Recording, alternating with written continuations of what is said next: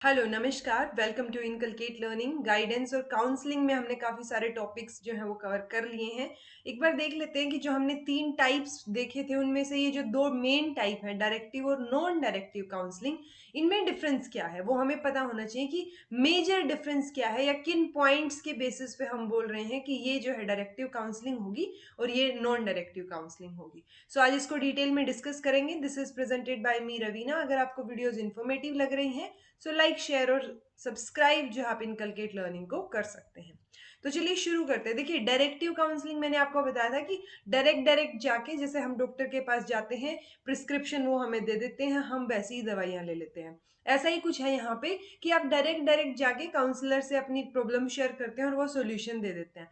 तो क्या हुआ, ये काउंसलर सेंटर्ड होगी, यानी फोकस किस पे है? काउंसलर पे है। नॉन डायरेक्टिव काउंसलिंग क्या होगी? इसका ऑपोजिट होगी और ये चाइल्ड या क्लाइंट सेंटर्ड काउंसलिंग जो है इसको बोला जाता है, क्योंकि इस पे फोकस इसके एनालिसिस पे किया जाता है कि बच्चा खुद सोचे या क्लाइंट जो है खुद प्रॉब्लम का सॉल्यूशन निकाले, ना कि काउंसलर जो है उसको सॉल्यूशन प्रोवाइड करवा दे। नेक्स्ट होगा counsellor plays an active role. और ऑब्वियसली यहाँ पे जब डायरेक्टिव काउंसलिंग में काउंसलर आपको सोल्यूशन बता रहा है तो एक्टिव रोल किसका हुआ? काउंसलर का। पैसिव रोल किसका हुआ? काउंसली का। यहाँ पे नॉन डायरेक्टिव में क्या रहेगा? काउंसलर का पैसिव रोल रहेगा और काउंसली का एक्टिव रोल रहेगा, क्योंकि यहाँ पे नॉन डायरेक्टिव काउंसलिंग में काउंसली जो है वो खुद सोच रहा है, क्लाइंट जो है वो सोच रहा है चीजों के बारे में, प्रॉब्लम के सोल्यूशन के बारे में, ना कि काउंसलर। सो काउंसलर इसमें पैसिव रोल प्ले करेगा। मोस्ट ऑफ द टाइम यहाँ पे वो चुप जो है वो साइलेंट ही रहते हैं।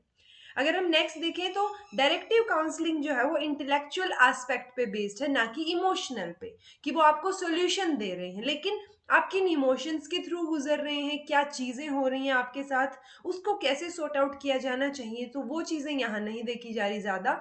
और नॉन डायरेक्टिव जो है वो इमोशनल एस्पेक्ट के ऊपर बेस्ड है, क्योंकि यहाँ पे इमोशंस की कदर की जा रही है, आपको सुना जा रहा है पूरे तरीके से कि क्या दिक्कत आपको हो रही है, और फिर आप खुद ही जो है उस प्रॉब्लम का सॉल्यूशन निकालने की कोशिश कर रहे हैं।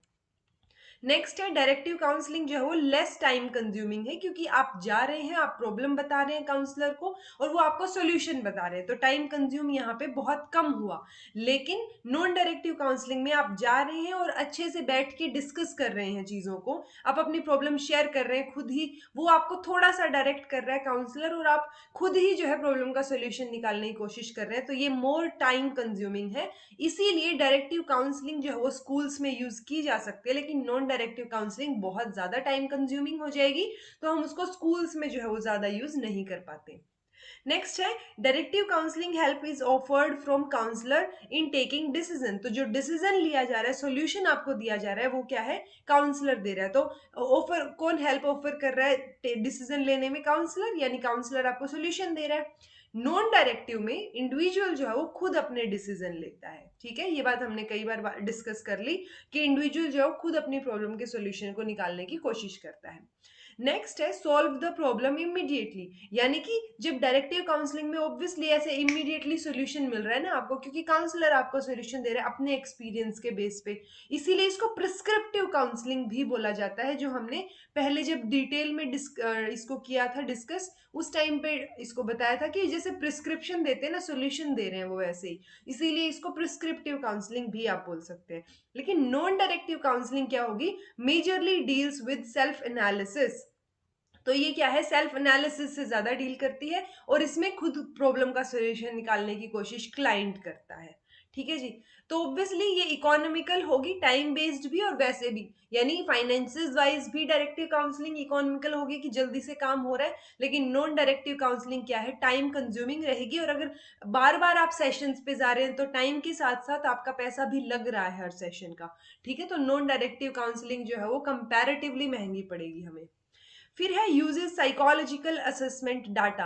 सो डायरेक्टिव काउंसलिंग जो है वो क्या करती है, हमने जब डिटेल में डिस्कस किया था तो वो पहले डाटा जो है वो कलेक्ट करता है काउंसलर जो है वो काउंसली के बारे में, कि वो कंप्लीट जो है कि किस तरीके के, जैसे अगर बच्चा है यहाँ पे तो बच्चे ने स्कूल में किस जगह पे क्या परफॉर्म किया, कैसा उसका जो है परफॉर्मेंस रही बाकी चीजों में, सो वो सारी चीजों का यहाँ इफेक्ट होगा, वो सारी चीजें यहाँ पे कलेक्ट कर रहा है काउंसलर, उस बेसिस पे वो चीजें फर्दर शुरू कर रहा है। लेकिन नॉन डायरेक्टिव काउंसलिंग में बहुत कम होता है ऐसा कि साइकोलॉजिकल असेसमेंट का यूज़ किया जाए।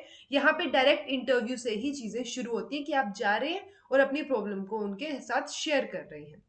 सो ये जो है हमने मेजर डिफरेंसेस जो है वो डिस्कस किए। अगर आपको कुछ समझ ना आया हो सो कमेंट बॉक्स में कमेंट करके पूछ लीजिएगा। This was all about today. Thank you so much for watching and keep smiling.